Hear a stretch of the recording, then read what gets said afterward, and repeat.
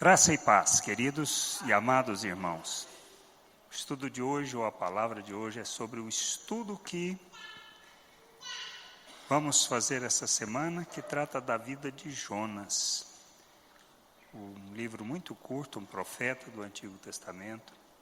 E a gente muitas vezes pergunta, o que a vida de Jonas tem a ver com a nossa vida, com a vida da gente? A gente pode ler o livro e muitas vezes pensar, não tem nada a ver. Mas tem tudo a ver. Tá? Talvez nós estamos sendo Jonas na vida. O tema fala de fuga e misericórdia. Fala justamente da questão da gente muitas vezes se opor, ou seja, está com um coração que não está alinhado com o coração de Deus e nos opomos à misericórdia de Deus. Jonas fala sobre isso, tá? Trata disso. Uma realidade na época, eu vou trazer algum cenário, o contexto um pouquinho para vocês, mas antes de fazermos isso, eu gostaria de lermos. Eu vou pedir a Daça para ler o texto para a gente. Nós não vamos ler o livro inteiro, vamos ler alguns versículos, mas são longos, tá? Então pega a tua Bíblia, tá? Nós vamos ler na versão Nova Almeida atualizada. Se você não tiver com a Nova Almeida atualizada, não tem problema, você acompanha com o outro e vá ajustando aí no que vai sendo comentado e falado, tá bom? Jonas 1, versículo 1 em diante. Diz assim: A palavra do Senhor veio a Jonas, filho de Amitai, dizendo: Levante-se, vá à grande cidade de Nínive e pregue contra ela, porque a sua maldade subiu até a minha presença. Jonas se levantou, mas para fugir da presença do Senhor, para Tarsis. Desceu a Jope e encontrou um navio que ia para Tarsis. Pegou a passagem e embarcou no navio para ir com eles para Tarsis, para longe da presença do Senhor. Do 9 ao 10 agora, ainda no capítulo 1. Jonas respondeu: Eu sou hebreu e temo o Senhor, o Deus do céu que fez o mar e a terra. Então os homens ficaram com muito medo e lhe perguntaram: O que é isso que você fez? Pois aqueles homens sabiam que Jonas estava fugindo da presença do Senhor, porque ele lhes havia contado. Agora do versículo 15 ao 17. Em seguida, os marinheiros pegaram Jonas e o lançaram no mar, e a fúria do mar se acalmou. Então esses homens temeram muito o Senhor. Ofereceram sacrifícios ao Senhor e fizeram votos. O Senhor ordenou que um grande peixe engolisse Jonas. E Jonas esteve 3 dias e 3 noites no ventre do peixe. Capítulo 2, versículo 2. E disse: Na minha angústia clamei ao Senhor, e ele me respondeu. Do ventre do abismo gritei, e tu ouviste a minha voz. Agora do versículo 7 ao 9. Quando dentro de mim desfalecia a minha alma, eu me lembrei do Senhor. E subiu a ti a minha oração no teu santo templo. Os que adoram ídolos vãos abandonam aquele que lhes é misericordioso. Mas com a voz do agradecimento eu te ofereci sacrifício. E o que prometi cumprirei. Ao Senhor pertence a salvação. Jonas 3, do versículo 2 a 3. Levante-se, vá à grande cidade de Nínive e pregue contra ela a mensagem que eu lhe darei. Jonas se levantou e foi a Nínive, segundo a palavra do Senhor. Ora, Nínive era uma cidade muito importante diante de Deus. Eram necessários 3 dias para percorrê-la. Capítulo 3, versículos 5 e 6 agora. Os ninivitas creram em Deus, proclamaram um jejum e vestiram roupa feita de saco, desde o maior até o menor. Quando a esta notícia chegou ao rei de Nínive, ele se levantou de seu trono, tirou os trajes reais, cobriu-se de pano de saco e sentou-se sobre cinzas. Do versículo 9 ao 10, ainda no capítulo 3. Quem sabe? Talvez Deus se volte e mude de ideia, e então se afaste do furor da sua ira, para que não pereçamos. Deus viu o que fizeram, como se converteram de seu mau caminho, E Deus mudou de ideia quanto ao mal que tinha dito que lhes faria, e não o fez. Jonas 4, versículo 1 e 2. Eu gosto desse capítulo. Mas Jonas ficou muito aborrecido e com raiva. Ele orou ao Senhor e disse: Ah, Senhor, não foi isso que eu disse, estando ainda na minha terra? Por isso me adiantei, fugindo para Tarsis, pois sabia que tu és Deus bondoso e compassivo, tardio em irar-se e grande em misericórdia, e que mudas de ideia quanto ao mal que anunciaste. Versículo 5, agora do capítulo 4. Então Jonas saiu da cidade e sentou-se num lugar a leste da mesma. Ali construiu um abrigo, sentou-se na sombra para ver o que aconteceria com a cidade. Versículos 9 a 11. Então Deus perguntou a Jonas: Você acha que é razoável essa sua raiva por causa da planta? Jonas respondeu: É tão razoável que quero até morrer. E o Senhor disse: Você tem compaixão da planta, que não lhe custou nenhum trabalho. Você não a fez crescer, numa noite ela nasceu e na outra seguinte desapareceu. E você não acha que eu deveria ter muito mais compaixão da grande cidade de Nínive, em que há mais de 120 mil pessoas que não sabem distinguir entre a mão direita e a esquerda, e também muitos animais? Queridos, o livro de Jonas fala dessa história. Deus levanta ele para ir em Nínive pregar, porque Deus havia determinado a destruição da cidade. Mas quer enviar, ou seja, ele tinha um propósito de enviar Jonas à cidade de Nínive para pregoar justamente sobre isso. Jonas levanta, mas em vez de ir em direção a Nínive, ele vai em direção oposta, fugindo. Por quê? Esta é a questão que a gente vai estar discutindo hoje, porque talvez a mesma atitude dele seja a atitude que nós estejamos tomando no nosso dia a dia. Isso é importante. Então foi o que aconteceu. Jonas fugiu, entrou no barco para ir justamente para Tarsis, que estava justamente do outro lado, em direção oposta. Mas, tempestade, vai, e eles sem saber o que fazer, todo mundo deles mandaram. De repente, o pessoal do barco vê Jonas estava dormindo lá, tranquilo, no meio da maior tempestade. Ele questiona sobre isso. Aí, Jonas explica quem ele era. E a decisão, no final das contas, mesmo eles não querendo, foi lançar Jonas no mar. Lançou Jonas, o problema acabou. O mar acalmou tudo.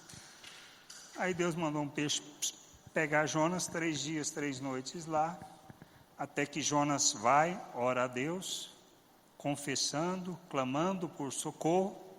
Deus vai, leva ele de volta da onde ele tinha saído para que ele fosse para Nínive pregar. E ele vai e faz isso.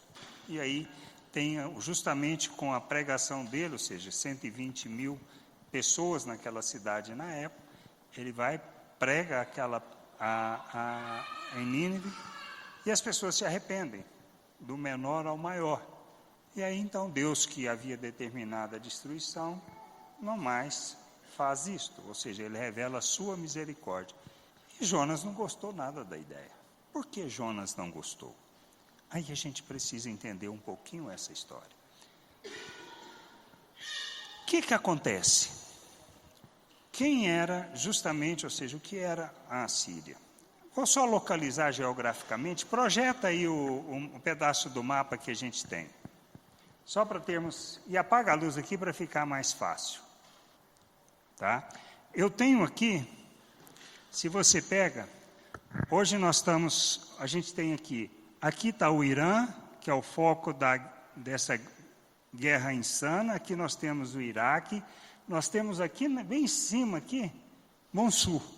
Monsul é a região onde era a cidade de Nínive. Nínive ficava a leste do rio Tigre, era nessa região de Monsul. Hoje tem só as ruínas da cidade lá, tá ok? E aqui nós temos Israel aqui, tá? Jerusalém está bem aqui. O que o nosso amigo faz, amigo Jonas? Ele deveria sair daqui, vir para cá, para poder pregar. Mas o que ele faz? Ele pega um navio, não se sabe exatamente aonde fica ou ficava Tarsis, tá? Mas a suposição que tem, que é mais aceita, ou pelo menos a maioria, que era uma cidade que ficava ao sul da Espanha, tá? Que tem um nome parecido com isso nos dias de hoje. Então, essa é a suposição, ou seja, enquanto Nínive estava a nordeste, ele foi para oeste. Foi essa a decisão dele. E aí tem todo esse cenário que a gente vê no livro de Jonas. Se você nunca leu o livro de Jonas, leia, tá? É uma história interessante que a gente precisa conhecer e compreender essa história. Essa é a realidade. Agora, qual era o contexto histórico um pouquinho disto? Nesta época de Jonas, tá, o Império Assírio estava em decadência, enfraquecido, com vários problemas. Na cidade de Nínive tinha pestes, tinha problemas de doença, tá? O reino estava mais ou menos assim em situações de conflitos, mais ou menos, vamos dizer assim, divididos. E Israel estava relativamente próspero nesta época, no reinado que estava, o rei que estava. E é esse o cenário que tem. Mas o que antecedeu a essa época, tá? Antes desta situação de Jonas, a Assíria estava crescendo, tá? Como império, tá? Conquistando, tá? Militarmente, dominando militarmente e economicamente vamos dizer assim, os países em volta. E Israel foi um dos que eles atacaram, tá? Ainda bem atrás, foi mais ou menos no ano 700 porque Jonas foi em 723, se não me engano, tá? 753, 752, por aí.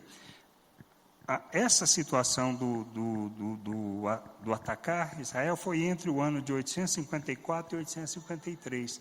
Então, alguns anos, e bastante anos, antes disso. O que aconteceu? Então, com o rei, por exemplo, Salmaneser III, que foi o primeiro confronto com Israel, que aconteceu em 853 anos antes de Cristo, foi justamente um pouco do domínio do Império Assíria que estava começando. Só que depois desta época, onde ele houve uma diminuída em termos de tamanho de poder. Mas o que eles faziam? Eles, além de deportar, eles também exigiam tributos, eles dominavam com muita violência, tá? Então, assim, Israel passou por isso. Um pedaço da história, a gente lendo lá em Reis, você vê esse pedaço da história acontecendo. Bom, o que Jonas sentia com relação ao povo assírio? Eles odiavam. Assim como hoje, continuam odiando pessoas daquela região. Porque o que é que estão fazendo hoje com relação ao Irã, não é nada diferente disso. Tá? É revelar, expressar justamente o que é um ódio. O que eles querem? Israel quer destruir o Irã. E o que o Irã quer? Destruir Israel. Ódio puro por causa de toda essa história. Não é como a gente que tem algumas centenas de anos de história como um povo, como uma nação, e não tivemos questões de guerra, de batalha, nós só tivemos a do Paraguai, há quantos anos atrás? Tá? Nós não temos noção. Tivemos violência dentro do país? Sim, tivemos, e muitas. Tá? Mas não na proporção daquela realidade. Então, Jonas odiava. O que ele queria com relação a Nínive? Que fosse destruída. Só isso, ele não queria outra coisa. Por que ele não queria ir lá pregar? Por uma simples razão. Ele conhecia o Deus dele. Porque ele se apresenta logo no início como o quê? Como um adorador. Então, o que ele conhecia a teologia, ele era uma pessoa, vamos dizer assim, letrada, era um profeta. O que ele já imaginava que Deus ia fazer? Na hora que ele pregasse, aquelas pessoas iriam se arrepender e Deus iria ser misericordioso. E o que Jonas queria? Que fossem destruídos, nada mais. Está entendendo o cenário? Esse é o cenário, a história de Jonas. Um coração que não estava alinhado com o coração de Deus. E essa é a questão da história. E depois, na sequência da história que a gente vê, aí depois deste processo, depois de Jonas, tá? A gente vê o quê? O crescimento real do Império Assírio. Eles se reorganizaram, se reestruturaram, e aí foi quando eles começaram a ocupar. Aí foi quando eles tomaram Israel, destruíram, vamos dizer assim, a Samaria, pegou todos os israelitas, deportou geral, tá? Tirando lá da terra, e houve a tentativa de fazer isso com o rei Senaqueribe, com Judá, tá? Com Jerusalém, que aí a gente lendo na história de reis, a gente vê isso, que foi um tempo muito prolongado de cerco à cidade, mas como surgiu um problema lá, eles tiveram que se retirar. Claro que não foi por acaso, tá? Isso estava tudo dentro de um plano e de um propósito do Deus soberano. Beleza? Aí depois de alguns anos depois foi que a Babilônia foi lá e destruiu o Império Assírio, destruiu Nínive. Mas aí também já foi e ocupou Jerusalém, destruiu Jerusalém e deportou, que nós já lemos pedaços dessas histórias com a vida de Daniel e de outros, Esdras, Neemias, que tinham sido deportados. Foram para a Babilônia, depois o Império Persa veio, também acabou com o Império da Babilônia, destruiu e eles foram para a Pérsia, para depois retornar para Jerusalém. Cenário geral é este. Tá? Daqui a gente vê. O que precisa, importante guardar e não pode esquecer, é justamente essa questão da como Israel via a Síria. É essa atitude, ou seja, ele era agressivo, ele era invasor, era uma questão que queria dominar economicamente, militarmente, como eu já mencionei, ele exigia tributos pesados e além também explorava a fraqueza política e espiritual das nações que eles ocupavam, e em especial no nosso caso que a gente está discutindo de Israel.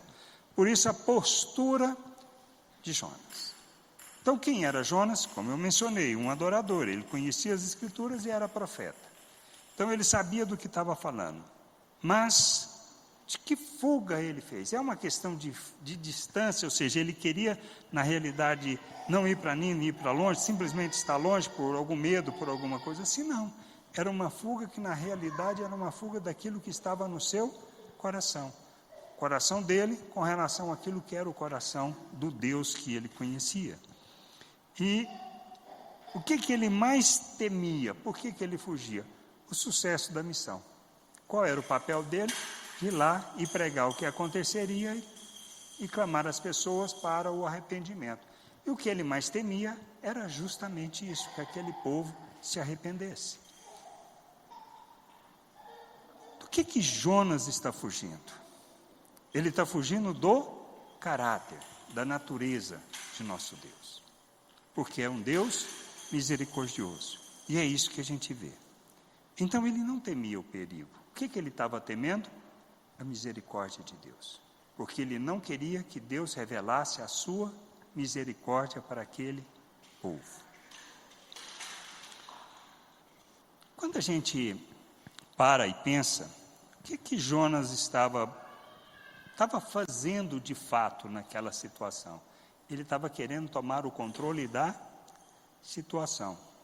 Ou seja, quem merecia a graça de Deus, a misericórdia de Deus, e quem não?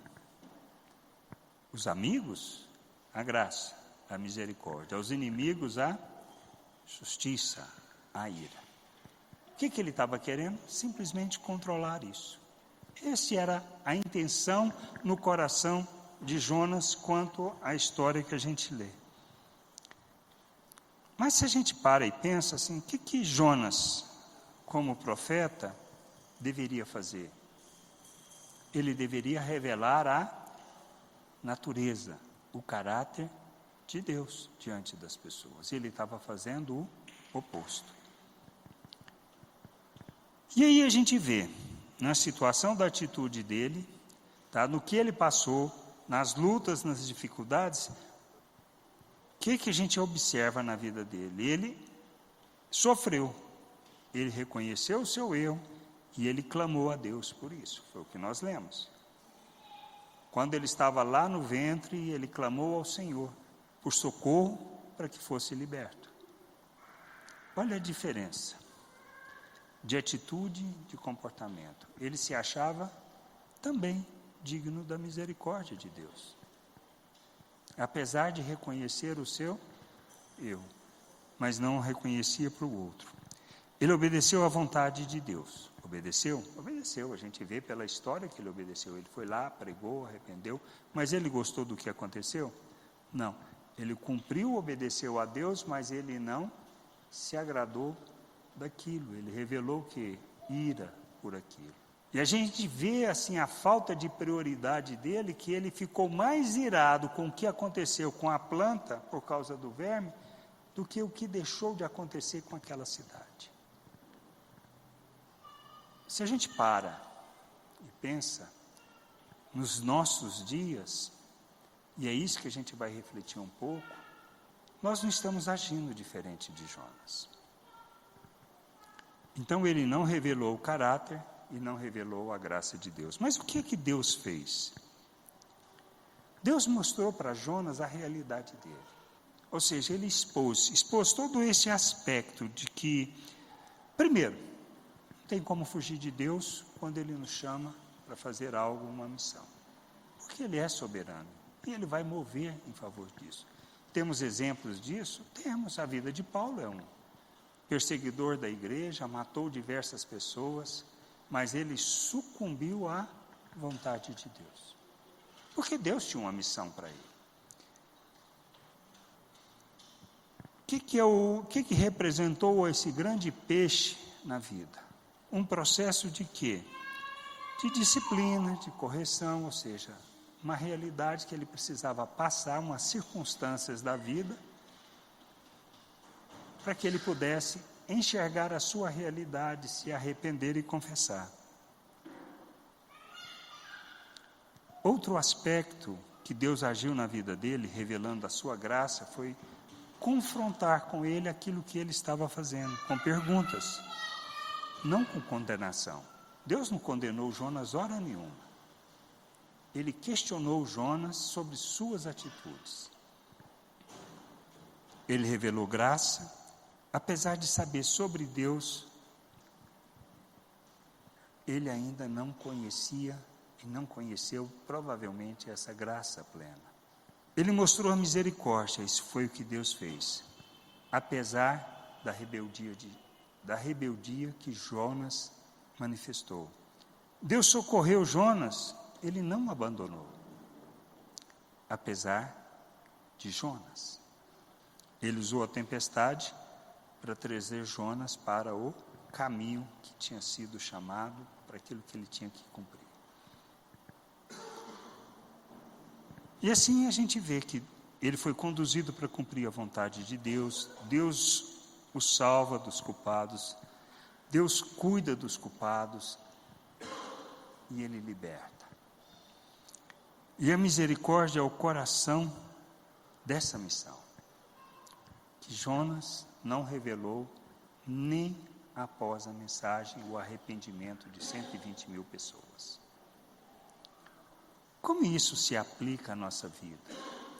Como nós podemos refletir sobre isso e ver o quanto de Jonas estamos sendo no nosso dia a dia? O quanto revelamos essa mesma natureza no que nós fazemos? Ou não revelamos? Ou achamos que somos bonzinhos? Aí a gente para e pensa, o que a gente deseja para aquelas pessoas que nos traem, nos roubam, nos enganam? O que a gente deseja para essas vidas? Nós temos proclamado a mensagem de salvação, temos revelado o amor de Deus, a graça de Deus para essas vidas. Está vendo o quanto nós estamos presos ao mesmo coração de Jonas? Se for para falar de Deus, da salvação, para revelar o amor de Deus para os nossos amigos, nós somos e fazemos. Mas é para aqueles que, vamos dizer assim, são nossos inimigos, que nos traíram, nos enganaram, nos roubaram. Qual é o coração? Independente do seu posicionamento político, porque aqui a gente vê com essa polarização que está no país, o que você deseja para o Lula? O que você deseja para o Bolsonaro? O que você deseja para o Alexandre de Moraes? Para o Toffoli, que está a coisa? Para o Vorcaro, que está no meio dessa trama toda do que está acontecendo na realidade do país? O que você deseja? Se a gente volta lá na época do mensalão, se a gente vê todo o aspecto da Lava Jato que aconteceu, o que a gente deseja para essas pessoas? O que está no nosso coração? Somos capazes de pregar sobre o amor de Deus, a bondade de Deus, ou somos capazes de oferecer as nossas vidas em favor dessas pessoas para que eles possam ter a oportunidade de conhecer a Deus e arrepender de seus pecados, ou queremos que vão para o inferno, porque é isso que eles merecem? E assim vai. Quantas pessoas tem na nossa vida que a gente deseja a mesma coisa? Onde está o nosso coração? O mesmo coração de Jonas, que nega a misericórdia de Deus, a graça de Deus e a bondade de Deus. Para os amigos, para ele, a misericórdia. Para os outros, a justiça. É assim que temos agido? É assim que temos nos posicionado? Temos oferecido justamente resistência para o operar de Deus em nossas vidas, nos conduzindo, ou seja, nós estamos fugindo como Jonas? Nós julgamos, acusamos, quando achamos que não são merecedores da graça. Nós criticamos os outros por causa de suas atitudes, de seus pensamentos, de sua forma de agir, porque não conhecemos, não compreendemos, mas não somos capazes de revelar misericórdia e de ajudar. Mas o que Deus faz nesse processo todo que muitas vezes a gente não está entendendo nas circunstâncias da vida que a gente enfrenta, nas lutas, nos problemas, nas dificuldades que a gente passa? A gente acha que Deus está querendo punir, ou que Ele não está entendendo o quanto a gente é bom, e a gente acha que não é merecedor disso, e o que no fundo é que nós estamos cegos e não enxergando aquilo que Deus está fazendo, que é nos corrigindo, nos chamando justamente para aquilo que é a vontade dEle, o caráter dEle, a natureza dEle. Nós precisamos aprender a olhar diferente, para deixarmos de ser Jonas, de agirmos como Jonas. A nossa vida tem um propósito só: revelar este Deus ao mundo. A nossa jornada de crescimento, por isso, as lutas, as dificuldades, e a gente vê Jó passou por uma situação terrível, difícil, mas que foi conduzido a uma única coisa: conhecer Deus. Nossa vida não é diferente. Conhecer Deus. Ele quer que a gente conheça. Não como aquele rei de justiça, que fará justiça. Não aquele que vai punir e lançar no inferno todos os que foram rebeldes. Mas Ele quer que nós apresentemos a todas as pessoas o Deus de misericórdia, de graça, de bondade e de amor. Para que naquele dia, todos que nos conheceram vão reconhecer essa soberania, essa graça e esse amor. Por isso, nós não podemos ter as mesmas atitudes, não podemos simplesmente fazer as coisas como uma questão de obediência. Por exemplo, eu cumpro o ID, prego para as pessoas, mas eu não faço com amor. Eu não faço para revelar a misericórdia, a graça de Deus. Eu faço cumprindo uma obrigação.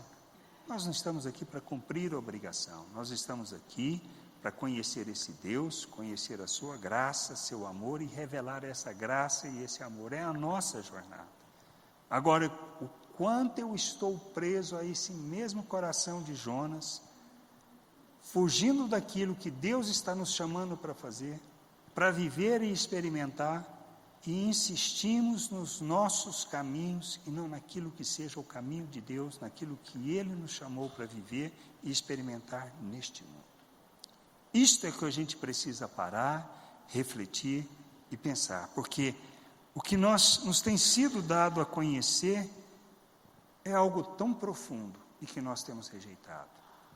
Fazemos por obrigação, servimos sem compaixão, tá? Nós agimos, obedecemos a Deus, mas sem de fato adorar a Deus na sua essência, porque nós não fazemos com aquilo que é toda a integralidade da obra de Deus em nossas vidas. Não caminhamos rumo à santificação, abandonando as obras das trevas. Nós nos tornamos rebeldes contra a sua palavra, nós nem a conhecemos, nem lemos, nem meditamos. Como posso conhecer esse Deus sem fazer isso? É impossível. Você é religioso? Talvez como Jonas.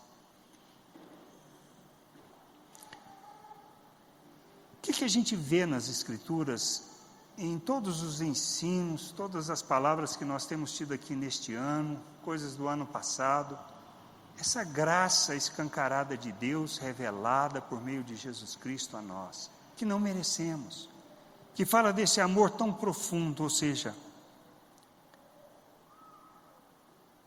Nínive é o retrato de todo pecador que nós somos e de que nós conhecemos. Se eu conheço dessa graça de Deus, se eu conheço desse amor de Deus, quem você acha que vai revelar a graça e o amor de Deus para essas pessoas? Deus vai descer aqui e falar com essas pessoas? Não, Ele nos incumbiu dessa missão. Mas para fazermos de que maneira? Na mesma natureza, no mesmo caráter que Ele nos deu. Por isso a gente precisa revelar esta graça às pessoas. Conhecer e revelar, porque sem conhecer eu não vou revelar. Por isso nós somos chamados para uma jornada de santificação, de crescimento, para que a gente, entendendo, compreendendo e dependendo do Espírito que nos guia, ilumina o nosso entendimento e nos conduz nessa jornada, a gente abandone as obras das trevas, que é a maneira de viver deste mundo, que é esse coração de Jonas, que a gente abandone isso, para a gente viver a misericórdia, a graça e a bondade de Deus. Por isso eu preciso parar e pensar, quem são esses Nínives na minha vida? Que pessoas, que grupos de pessoas, que eu acho que são piores e que merecem padecer neste mundo?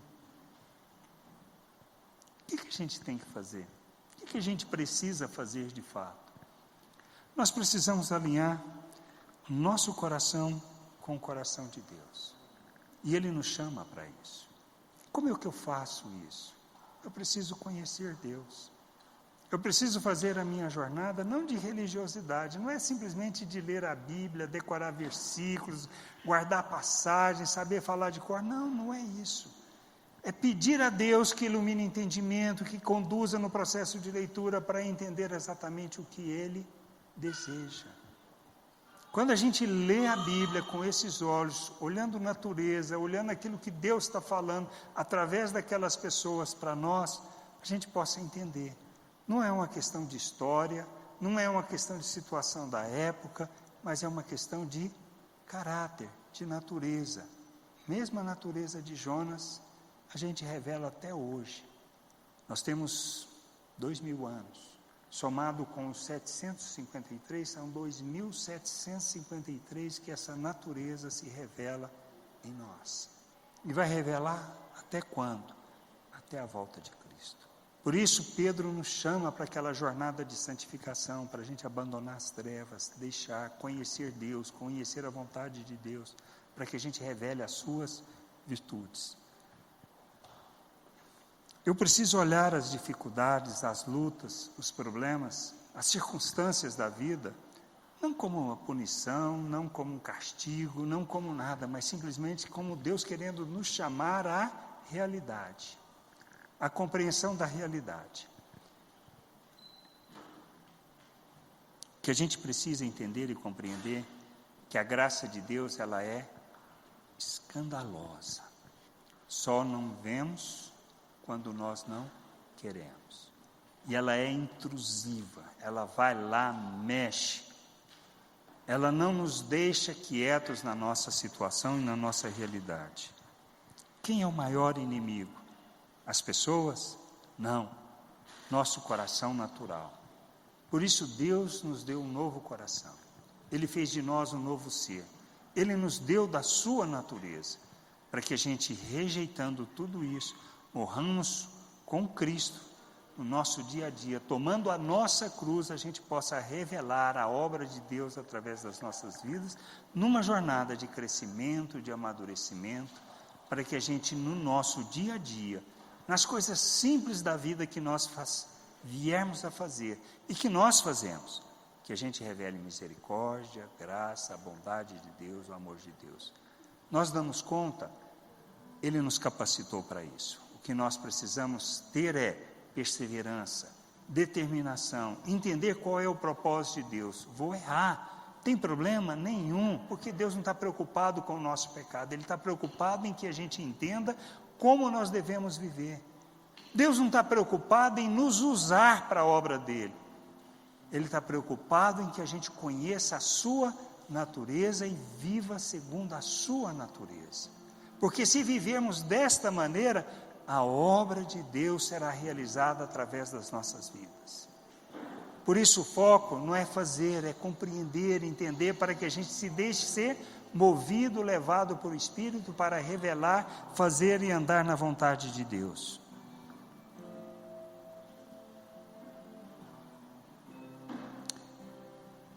A gente precisa muito abraçar essa misericórdia de Deus. O mundo precisa dessa misericórdia. Por isso, nas nossas palavras, nas nossas atitudes, nos comportamentos que a gente tem com as pessoas que estão próximas de nós,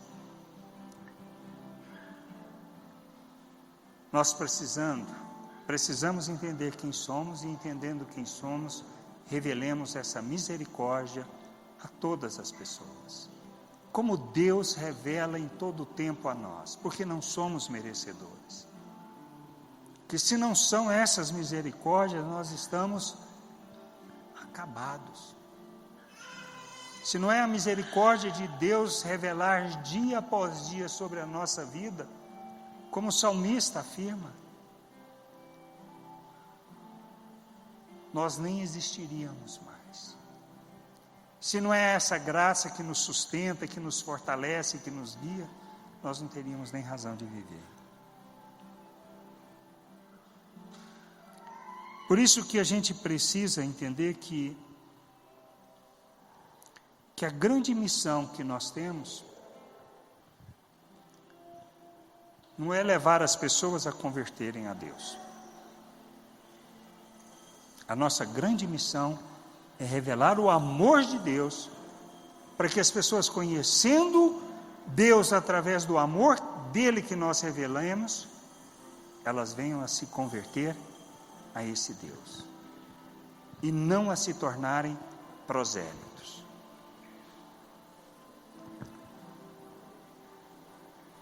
E pesa sobre nós esta responsabilidade, não como condenação, mas como uma oportunidade da gente se levantar, se arrepender e caminharmos em direção ao Senhor. Vamos ter um cântico agora, depois eu encerro a palavra.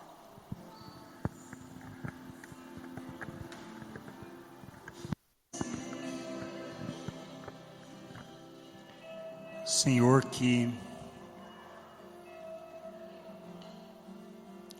possa haver, Senhor. Por isso desperta a sede em nós, Senhor, de querer conhecer o Senhor, conhecer da Tua graça maravilhosa,